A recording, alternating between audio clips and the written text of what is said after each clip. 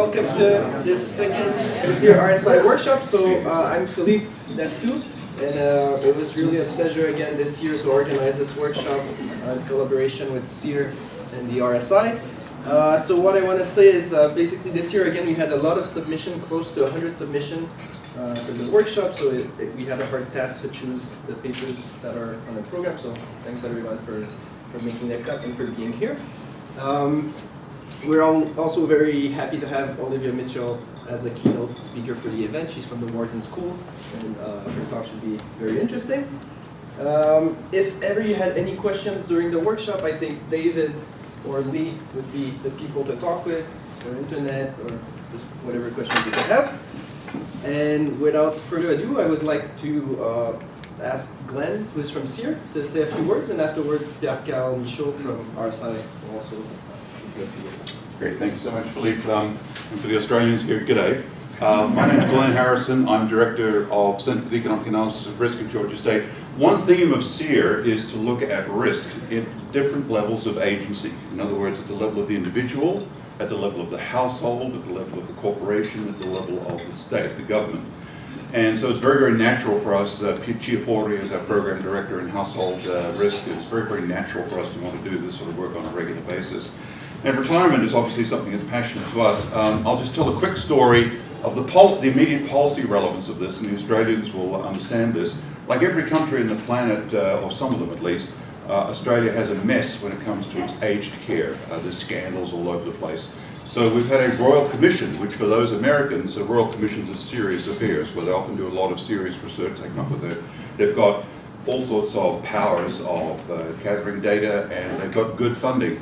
In Australia, we've had something called an Aged Care Royal Commission for a couple of years. They just gave their interim report out in October.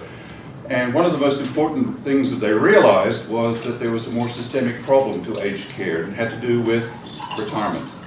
And so the Aged Care Commission, as had been planned originally, is now on its, I call it its Star Trek mission, its 5-year mission, to actually look at the more systemic connections between the aged care problems in Australia and the retirement care problems of Australia. And one of the good things about that is the best friend, my childhood friend, still my best friend, Justice Pagoni is the Royal Commissioner there, and has been saying, Glenn, you're an economist, you're old, you're getting close to retirement, what should we worry about? You look like you need aged care. I used to play football in Australia.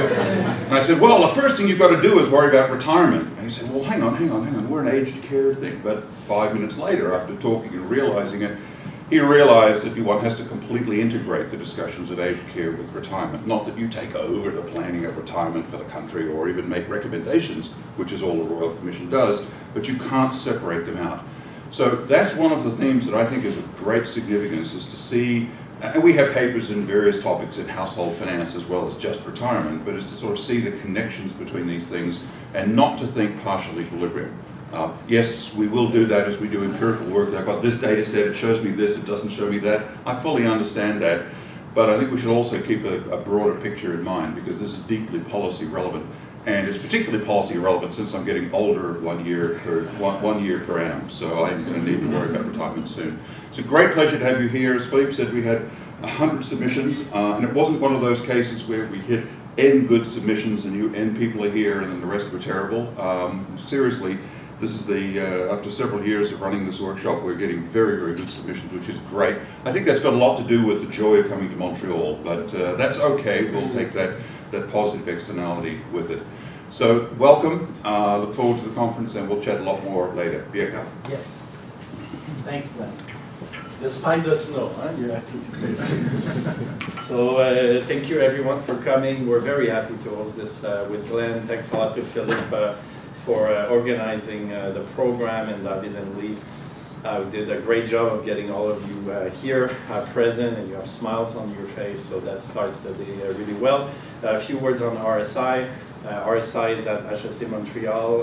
It's an institute that aims to do 3 things when it comes to household finance: understanding behavior, which is something that a lot of us do, through experiments, through various means, a lot of data involved. Second, trying to understand what is optimal, what should people do now that we have understood what they do, which also means building tools and trying to build models that help us think of what people should do. And then the third thing, if these things are different, try to think of interventions to try and bridge this, get people closer to perhaps what they should do. And so these are the three main objectives or themes at RSI in different domains, in insurance, in savings, debt, and retirement. RSI also has a visitors program, which of course all of you are welcome to use, and so we pay for expenses to get people to come a few weeks here at RSI, interact with the team, and we'll have a time to chat. If you're interested, come and see me.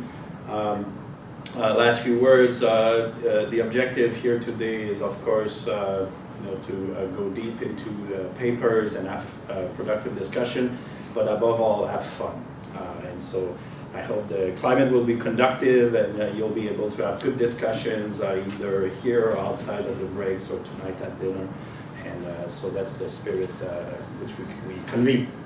So have fun, and I think we can start with probably the first presenter.